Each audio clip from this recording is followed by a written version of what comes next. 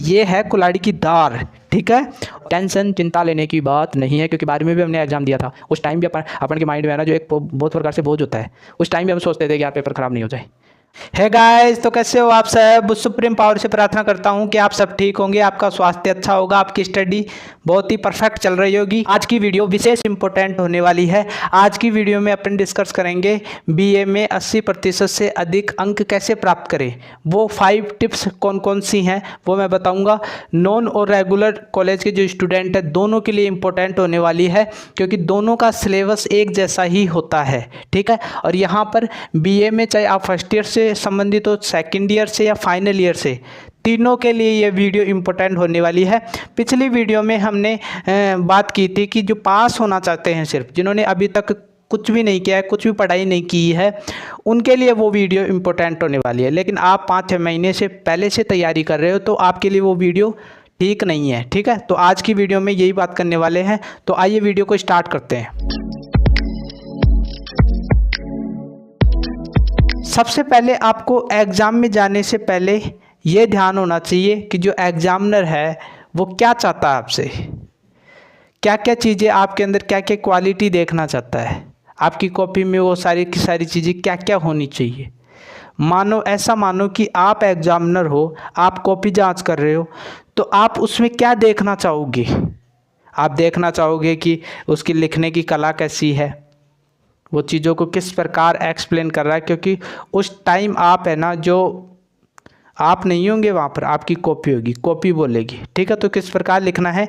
इसमें जो 5 जो टिप्स हैं, जो 5 टिप्स हैं वो कौन कौन सी है। ठीक है, पहली जो टिप्स है इसमें रिवीजन।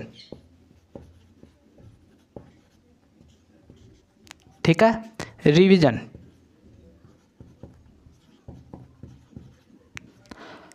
आपने आशा करता हूँ कि आपने है ना जो बुक से पढ़ाई की होगी, नोट्स बनाए होंगे, या कोई भी माध्यम हो, आपने बुक तो पढ़ी ही होगी।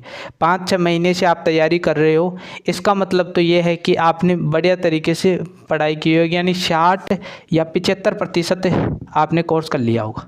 ठीक है, यदि आपने इतना भी कर लिया तो आपकी 80% जो परसेंटेज है उससे ऊपर जा सकता है। अब आपको रिवीजन पर ध्यान देना है, क्योंकि आपने अब तक जितनी पढ़ाई की है उसका आपको रिवीजन करना है।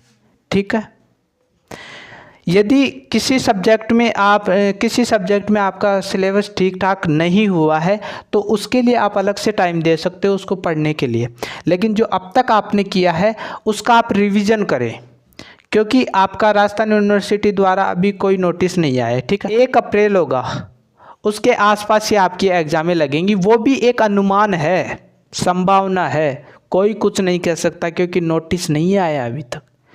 तो आपको 20 या 25 दिन का नोटिस आने के बाद 20 या 25 दिन का आपको टाइम दिया जाएगा। लगभग 20 दिन तो आप मान ही सकते हो। तो बार बार आपको रिवीजन करना है। लगभग आपको 5 बार तो आपको रिवीजन करना ही है। ठीक है, क्योंकि जो अभ्यास होता है, जो रिवीजन होता है, वो इम्पोर्टेंट होता है। आप हिस्ट्री के स्टूडेंट तो आपने एक युद्ध पढ़ा होगा, तराइन का युद्ध सबने पढ़ा होगा। ठीक है, पृथ्वीराज चौहान और मोहम्मद गौरी के बीच में लड़ा गया था 1191 को। ठीक है, प्रथम युद्ध था ये। इसमें पृथ्वीराज चौहान मोहम्मद गौरी को हरा देता है। क्यों? क्योंकि पृथ्वीराज चौहान ने जमकर मेहनत की थी और उसको धूल चटा दी, और मोहम्मद गौरी है ना जो हमारे देश से चला गया जहाँ से वो आया था। लेकिन मोहम्मद गौरी ने क्या किया कि अपने आप को पूरी तरीके से अभ्यास में झोंक दिया, रिवीजन में झोंक दिया। रिवीजन में किसमें? जो तलवार उलवार, जो युद्ध कला, जो युद्ध लड़ते हैं उसमें अभ्यास में पूरी तरीके से झोंक दिया। अपनी सेना को उसमें पूरी तरीके से झोंक दिया अभ्यास में।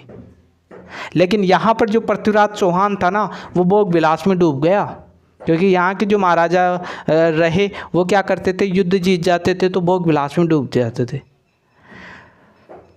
और फिर बाद में 1 साल बाद में वो आता है 1192 में, और बाद में है ना जो इसको है ना धूल चटा दी पृथ्वीराज चौहान को। पृथ्वीराज चौहान द्वितीय तराइन के युद्ध में हार गया। हार का एक कारण ये भी था कि इसकी सीमाएं है ना जो कमज़ोर हो, क्योंकि वो विलास में डूब गया और उसको पता नहीं था कि मोहम्मद गोरी वापस आ जाएगा। तो ये गलती आप मत करना, रिवीजन करना, ठीक है। इसके बाद में दूसरा जो पॉइंट है वो आपका आता है सिलेबस। सिलेबस, ठीक है। जो सिलेबस है वो ऑलरेडी है ना जो पहले ही डाल दिया गया है राजस्थान यूनिवर्सिटी द्वारा। यदि आपने वो सिलेबस नहीं देखा है, प्रत्येक विषय का आपका सिलेबस डाल दिया गया है। आप किस प्रकार उस सिलेबस को देख सकते हो, वो सारी की सारी चीज़ें मैंने पहले ऑलरेडी चैनल पर बता रखी हैं, वीडियो बना रखी हैं, कैसे देख सकते हो। यदि फिर भी आप देखना चाहो तो आप है ना जो हमारे टेलीग्राम ग्रुप में जुड़ जाना, लिंक डिस्क्रिप्शन में है, वहाँ पर जाओगे तो वो ग्रुप में आपको ले जाएगा और वहाँ पर है ना जो आप उस ग्रुप से जुड़ सकते हो। और वहाँ पर आप कमेंट करोगे ना तो मैं सिलेबस डाल दूंगा वहाँ पर PDF, ठीक है।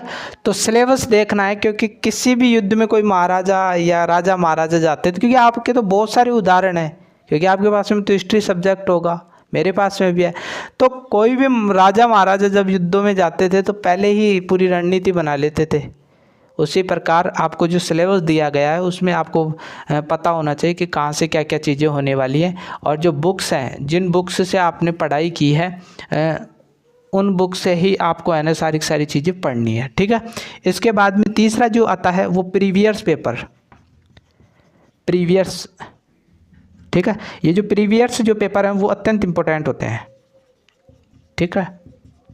प्रीवियस पेपर 5 सालों के पेपर, पिछली वीडियो में मैंने इन पर विशेष रूप से आपको बताया था। प्रीवियस पेपर आप डाउनलोड कर सकते हो, इस पर भी मैंने वीडियो बना रखी है, लिंक डिस्क्रिप्शन बॉक्स में डाल दूंगा, वहाँ पर जाकर आप किस प्रकार डाउनलोड कर सकते हैं। टेलीग्राम ग्रुप चैनल पे आप जाकर वो करोगे कमेंट तो वहाँ पर मैं आपको बता दूँगा, ठीक है।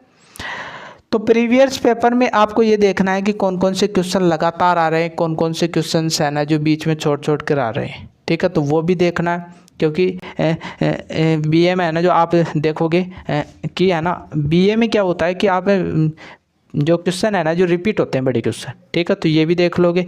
इसके बाद में चौथा मेरी नज़र में है ना इम्पोर्टेंट है,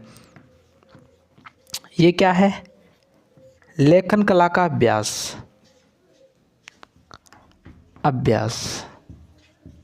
ठीक है।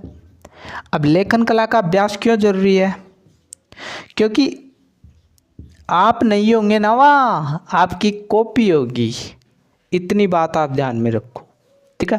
तो क्या करना है कि आपने जैसे मान लीजिए एक चैप्टर पढ़ लिया या एक क्वेश्चन का मैटर आपने तैयार कर लिया, जैसे आप मौर्य साम्राज्य को ले लो, ठीक है, उसका पूरा आपने क्लियर कर लिया, तो आपको एक कॉपी लेनी है। और कॉपी कैसी लोगे, जो कोरे पेज वाली आती है ना, बढ़िया कॉपी, वो लेनी है। और उस कॉपी में आपको लिखने का अभ्यास करना है। वो जो क्वेश्चन आपने तैयार किया उसको बार बार उसमें लिखना है आपको, उसी प्रकार अभ्यास करना है। तो धीरे धीरे आप अभ्यास करोगे तो उसमें है ना जो आपकी बहुत सारी गलतियां सामने आएंगी, ठीक है। जो शब्द हैं आपने जो अशुद्धि लिखी है वो भी आपके सामने आ जाएगी, ठीक है। तो सारी जो गलतियां हैं वो आप जब लिखोगे तो उसमें सामने आएगी और आपकी जो लेखन कला है वो भी सुंदर रहेगी, ठीक है। तो आपके पास में समय है तो उसका भी आपको आधा या 1 घंटा है ना जो निकालना पड़ेगा, क्योंकि ये इम्पोर्टेंट है। क्योंकि आपको बड़े क्वेश्चन क्यों दिए जा रहे हैं, इसी कारण दिए जा रहे हैं, ठीक है। 3 क्वेश्चन आते हैं आपके, ठीक है। तो लेखन कला को सही बनाना है। इसके बाद में जो 5वां इसमें है वो है स्मार्ट वर्क।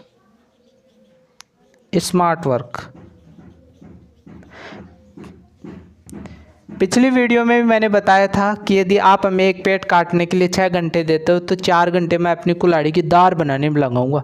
इसका मतलब क्या है कि एक कुल्हाड़ी है ना, 6 घंटे आपको दिए जा रहे हैं, 4 घंटे आप कुल्हाड़ी की दार बनाने में लगा रहे हो। इसका मतलब क्या है कि 2 घंटे में आप है ना जो उस पेड़ को काट दोगे। और यदि बूटी खाड़ी रहेगी तो आप 6 घंटे में पेड़ को नहीं काट पाओगे। उसी प्रकार आपको स्मार्ट वर्क करना है, ये तो इम्पोर्टेंट है। ये है कुल्हाड़ी की दार, ठीक है। और यहाँ पर स्मार्ट वर्क का मतलब क्या है कि आपको मिस्टेक्स नहीं करनी, गलतियाँ नहीं करनी है। गलतियाँ है ना जो बहुत कम करनी है। गलतियाँ हो जाती है मैं मानता हूँ, लेकिन कम करनी है। काटा फांसी आपको नहीं करनी है। ब्लू पेन का यूज़ करना है। ब्लैक पेन का आप है ना जो हेडिंग होती है उसको लिखने में आपको देना है, ठीक है। और बाकी जो है ना ब्लू पेन से लिखोगे सारा का सारा, ठीक है। और इम्पोर्टेंट बात, जो पॉइंट्स हैं उनको आप लिखने का अभ्यास करोगे। जैसे एक पर्सन है, उसमें है ना जो बहुत सारे पॉइंट होते हैं, उनको आप लिखने का प्रयास करो, ताकि आप लिखो तो पॉइंट फटाफट से याद, वो जब एग्ज़ाम लगे तो आसानी से आपको याद आ जाए, और फिर उसके बाद में थ्योरी लिख दो, पॉइंट के आगे थ्योरी, ठीक है। तो उसका अभ्यास आपको करना है, तो गलतियां नहीं करनी है, ठीक है फ्रेंड्स। और टेंशन चिंता लेने की बात नहीं है, क्योंकि 12वीं में भी हमने एग्ज़ाम दिया था, उस टाइम भी अपन के माइंड में है ना जो एक बहुत प्रकार से बोझ होता है, उस टाइम भी हम सोचते थे कि यार पेपर ख़राब नहीं हो जाए।